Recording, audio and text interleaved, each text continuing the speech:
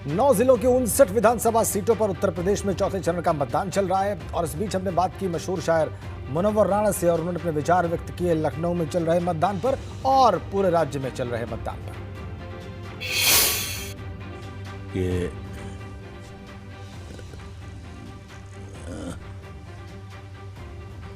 अजीब सा शेर है कि मैं अगर हाथ उठा लूं तो हुकूमत गिर जाए। तो जाहिर सी बात है, हम जब हमारा वोट ही नहीं है तो हम कुछ कहने के लायक भी तो नहीं है ना। ये तकलीफ को किसी शेर के जरिए तो बयां कर दीजिए। नहीं, शेर के जरिए क्या बयान किया जाए साहब। ये तो मतलब हम शहरियत के खाने से निकाले गए, फिर मुल्क के खाने से निकाले जाएंगे, फिर दुनिया के खाने से निकाल दिए जाएंगे। तो शायद जैसे मेरे खिलाफ सब रचनाकार, सियासी रचनाकार रचनाएं लिखते रहे हैं, रचनाएं गढ़ते रहे हैं, उसी का एक हिस्सा ये इलेक्शन में मेरा नाम न होना भी है। तो मैं उनका शुक्रिया अदा करता हूँ सत्ताधारियों का। ऐसा तो नहीं लगता आपको, क्योंकि आप लगातार आलोचना करते थे सरकार की, तमाम फैसलों पर सवाल खड़े करते थे, तो कहीं ना कहीं साजिश के तहत आपका वोट काट दिया गया हो? देखिए, इतने ढीठ हैं कि मेरे कुछ कहने से इन पर कुछ असर नहीं होने वाला है। ये तो जब तक हार का मुंह नहीं देखेंगे ये सुधरेंगे नहीं। मेरी आलोचना से या मेरे कुछ कहने से उन पर कोई फ़र्क नहीं पड़ता है। जाहिर सी बात है कि जंगल में एक चिड़िया की सदा की हैसियत क्या है, जहाँ शेर दहाड़ रहे हों, जहाँ योगी जी दहाड़ रहे हों, वहाँ एक हमारी कविता की कोई हैसियत नहीं है, एक शेर की कोई हैसियत नहीं है, एक ज़िंदगी की कोई हैसियत नहीं है, एक वोट की कोई हैसियत नहीं है। हम किसी गिनती, किसी फहरिस्त में शामिल नहीं, साफ गोई आज के आइन में दाखिल नहीं। अच्छा, क्या लगता है आज चौथे चरण की पोलिंग हो रही है, माहौल क्या देख पा रहे हैं आप, मुद्दे किस तरह हैं?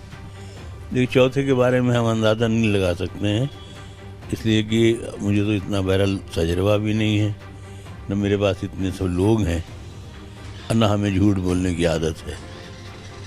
शाम तक न कोई सूरत निकलेगी, तो शाम होने दीजिए। है शाम, अभी क्या है, बहकी हुई बातें हैं, कुछ रात गए साकी मैखाना संभलता है। तो 10 तारीख आने दीजिए, तो इसके बाद मैखाना भी संभलेगा, मैखाने का दस्तूर भी बदलेगा, मैखाना चलाने वाले भी बदल जाएंगे। क्या तस्वीर देख पा रहे हैं? 10 तारीख की बात आप कर रहे हैं। मैंने इशारे में कह दिया, हम शायर हैं, शायरी की ज़बान में कह दिया। आप ये दिखा देंगे, लोग समझ जाएंगे। इससे आगे क्या कहना, गैर शायराना ज़बान में बोलना। और इस बीच एक बड़ी खबर लखीमपुर खीरी से। बूथ नंबर 109 पर ईवीएम में फेविक्विक डालने का आरोप लगा है। फेविक्विक डालकर मतदान रोकने की कोशिश की गई है। प्रशासन ने खराब ईवीएम को अब बदल डाला है। सेक्टर मजिस्ट्रेट ने थाने में इसकी शिकायत भी की है। बड़ी जानकारी दे रहे हैं, ईवीएम में फेविक्विक डालने का आरोप है। और नवीन अवस्थी हमारे संवाददाता ज्यादा जानकारी देंगे। नवीन, क्या है ये पूरा मामला?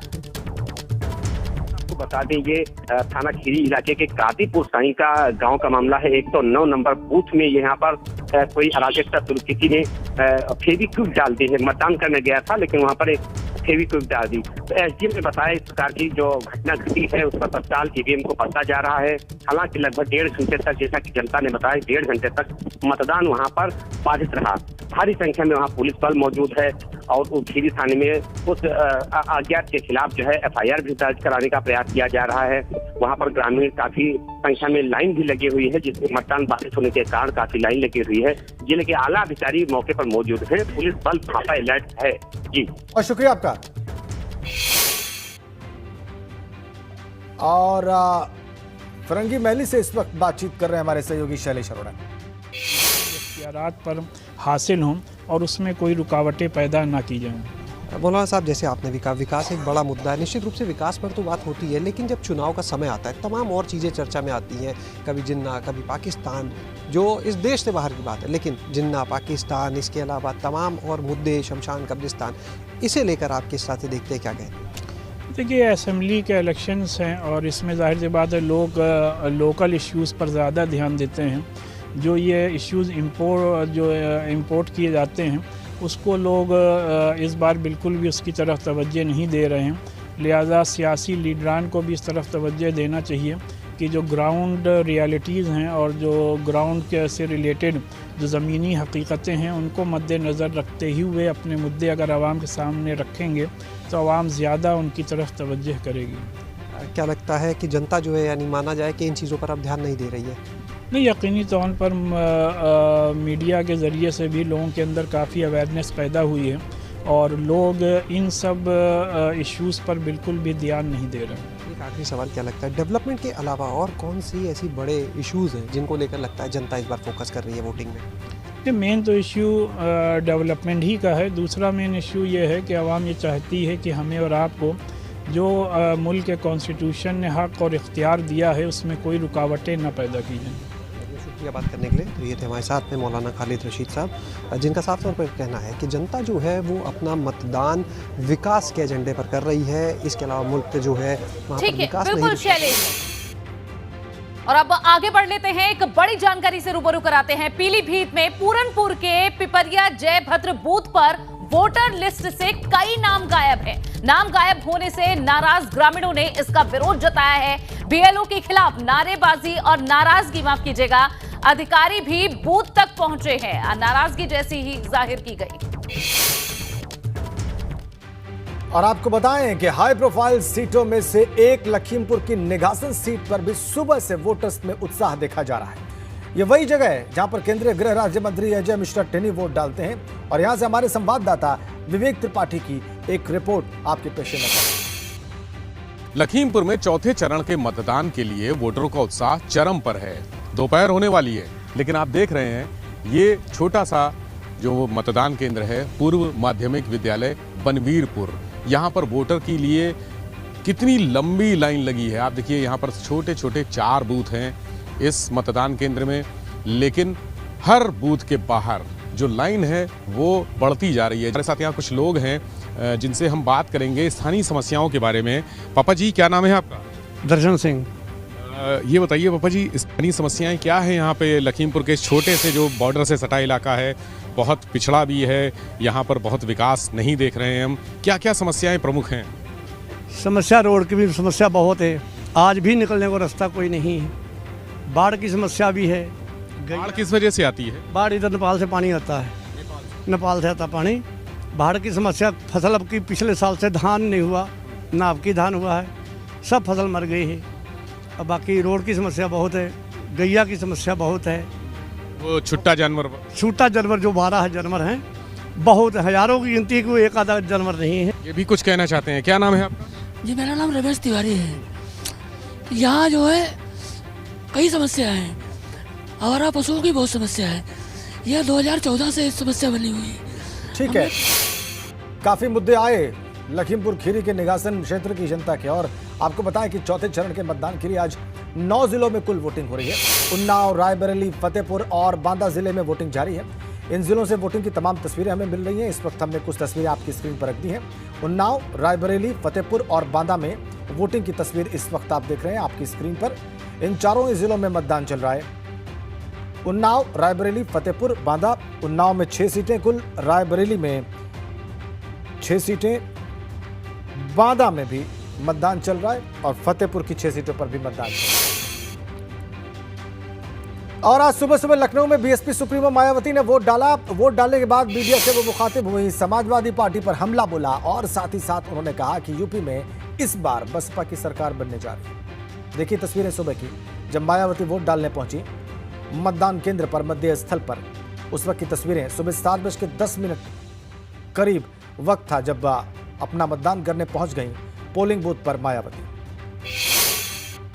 इस चुनाव में खास तौर से जो धार्मिक अल्पसंख्यक समाज के लोग हैं, मुस्लिम समाज के लोग हैं, तो वो इनकी समाजवादी पार्टी की कार्यशैली से बहुत ज़्यादा दुखी रहे हैं। मुसलमानों का ज़्यादातर ये मानना है कि 5 साल तक हमने इनकी सेवा की, लेकिन जब टिकट देने की बात आई तो जो सीट वो तैयारी कर रहे थे तो वहाँ दूसरे लोगों को टिकट दे दिया। तो तो मुस्लिम समाज तो उनसे वैसे ही नाराज है, तो उनको वोट कैसे दे देगा। देख रही है कि सपा जब जब पावर में रही है तो यहाँ गुंडागर्दी, माफियागर्दी, जुल्म जाति और गरीब लोगों के ऊपर उत्पीड़न सीमा पर रहा है और दंगे भी खूब हुए हैं। बोले जो थोड़ा घना वोट तो उनको मिल जाए, तो इसलिए वो कहते फिर रहे हैं। उनके चेहरे बता रहे हैं, समाजवादी पार्टी के जो नेता हैं उनके मुखिया के चेहरे बता रहे हैं कि उनकी हालत जब रिजल्ट आएगा बहुत खराब जनता के सामने आने वाली है। तो बीएसपी को सन 2007 की तरह एब्सोल्यूट मेजॉरिटी मिलेगी। और खास तौर से मैं मीडिया का कसूर नहीं बता रही, एजेंसी वाले लोग जो सर्वे अभी तक दिखाए हैं, तो मैं समझती हूँ ये सन 2007 में भी ऐसे सर्वे दिखाए थे। जब रिजल्ट आया था तो बीएसपी नंबर 1 पर आई। इस बार भी सर्वे वालों का सर्वे धरा का धरा रह जाता और बीएसपी नंबर 1 पर आएगी। तो बसपा सुप्रीमो मायावती को आपने सुना। लखनऊ की बात करते हैं। लखनऊ में 9 सीटों पर वोटिंग लगातार जारी है और इस वोटिंग के बीच राजनाथ सिंह ने लखनऊ में वोट डाला। मीडिया से बात करते हुए कहा कि यूपी में फिर से भाजपा की सरकार बनने जा रही है।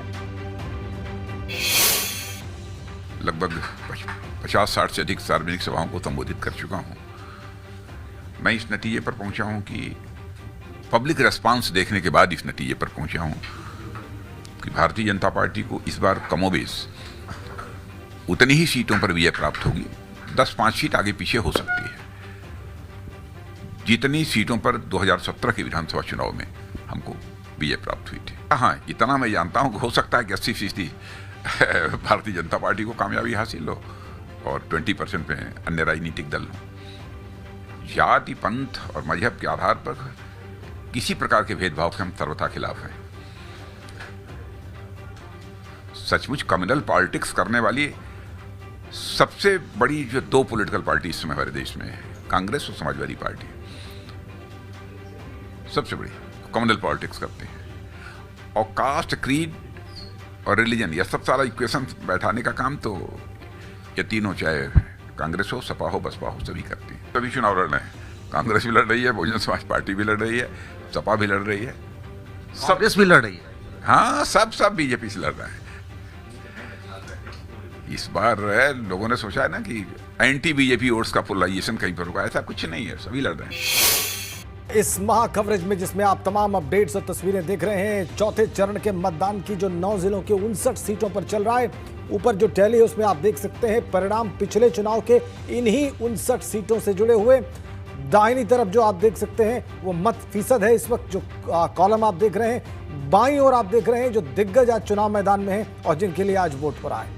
और आपको इसी बीच में बताएं कि बाराबंकी जिले में प्रधानमंत्री मोदी की आज रैली होने जा रही है और पीएम के दौरे को लेकर दरियाबाद विधानसभा क्षेत्र के भिटरिया में तैयारियां पूरी हो चुकी हैं। सुरक्षा व्यवस्था को लेकर चप्पे चप्पे पर पुलिस फोर्स अलर्ट मोड पर है। कार्यक्रम स्थल पर धीरे धीरे भीड़ जुटनी भी शुरू हो चुकी है। कुछ ही समय बाद देश के प्रधानमंत्री इसी बाराबंकी के ये जो दरियाबाद विधानसभा क्षेत्र है भिटरिया, यहाँ पर जो है आने वाले हैं। आप देखिए प्रधानमंत्री नरेंद्र मोदी का जो मंच है वो पूरी तरह से तैयार हो चुका है और यहाँ पर जो कुर्सियाँ हैं आप देख रहे हैं ना, यहाँ लाखों की संख्या में कुर्सियों को जो है डाला गया है जिससे यहाँ लोग बैठ सके, उनके भाषण को सुन सके। प्रधानमंत्री अपने भाषण में क्या कुछ जनता को संबोधन में कहेंगे ये महत्वपूर्ण बात होगी, लेकिन उनकी सुरक्षा व्यवस्था को लेके प्रशासन ने जो पुख्ता इंतजाम किए हैं वो। अब आपको सीधा हम लखीमपुर खीरी के निगासन विधानसभा क्षेत्र में लिए चलते हैं, उस बूथ पर जहां पर इस वक्त मौजूद है हमारे सहयोगी विवेक त्रिपाठी। उनके पास दिखाने और बताने के लिए कुछ बहुत खास है। वहां से क्या देख रहे हैं आप, क्या घट रहा है वहां पर, क्या हालचाल है विवेक? बिल्कुल राजन, देखिए यहाँ पर एक्टिविटी शुरू हुई है। अभी अभी फोर्स का मूवमेंट हुआ है और फोर्स बिल्कुल बूथ वाला, जहाँ बूथ है, मतदान केंद्र है, उस तिराहे पर इकट्ठा हो गए हैं सारे पुलिसकर्मी और पैरामिलिट्री फोर्सेस। यानी यहाँ पर जो केंद्रीय गृह राज्य मंत्री हैं जिनकी इंतज़ार किया जा रहा था वो आने वाले हैं। हम आपको बिल्कुल तिराहे पर इस समय पहुँच गए हैं और यहीं से थोड़ी दूर पर, यहाँ से आप अगर देखेंगे तो यहीं से ये बाईं तरफ मेरे उनका घर की तरफ ये रास्ता जा रहा है। ये रास्ता थोड़ा सा कच्चा है और करीब आधा किलोमीटर यहाँ से मंत्री जी का घर है, वहीं पर वो हैं, इस समय मौजूद हैं, ये बताया जा रहा है। और यहाँ पैरामिलिट्री फोर्सेस देखिए सामने पूरी फोर्स एक्टिव हो गई है, सक्रिय हो गए हैं सारे, और रास्ता क्लियर कराया जा रहा है। अंदर बूथ की अगर स्थिति आपको बताऊं तो बूथ में अभी जो लोग हैं वो धीरे धीरे करीब 4,500 मतदाता यहाँ पर पूर्व माध्यमिक विद्यालय में हैं और 80% लोग वोट अपना डाल चुके हैं, यानी अब वहाँ पर भीड़ कम हो गई है।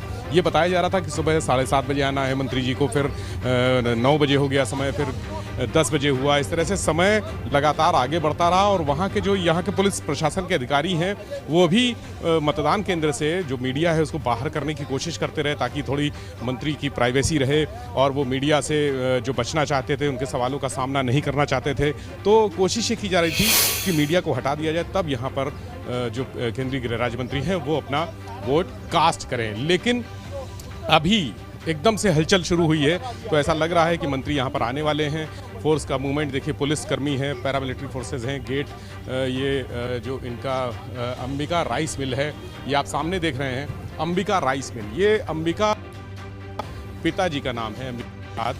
जी याद में यहाँ पर दंगल होता है हर साल, 4 फरवरी को होता है, लेकिन 3 फरवरी को इस बार रखा गया था क्योंकि कुछ ऐसे इवेंट थे जो 4 फरवरी की जगह 3 फरवरी को शिफ्ट कर दिया गया था वो दंगल। तो ये अंबिका राइस मिल उनके पिताजी के नाम पर है, बनवीरपुर जिला लखीमपुर खीरी आप देख रहे हैं। यहीं पर अभी केंद्रीय गृह राज्य मंत्री यहाँ आएंगे और उसके बाद यहाँ से बगल में ठीक दूसरा रास्ता आपको दिखा दें, कैमरा से होगी, राज्य से कहूँगा मैं, ये अंबिका बिल्कुल विवेक, हम देख रहे हैं वहां पर फोर्स की हलचल दिखाई दे रही है। जो सुरक्षा बल वहां पर तैनात है, खासकर जो केंद्रीय सुरक्षा बल है, आपके पास वापस आएंगे और जैसे ही वहां पर कोई बड़ा घटनाक्रम होगा या मूवमेंट होगी तो वो दर्शकों तक जरूर पहुंचेगा लाइव।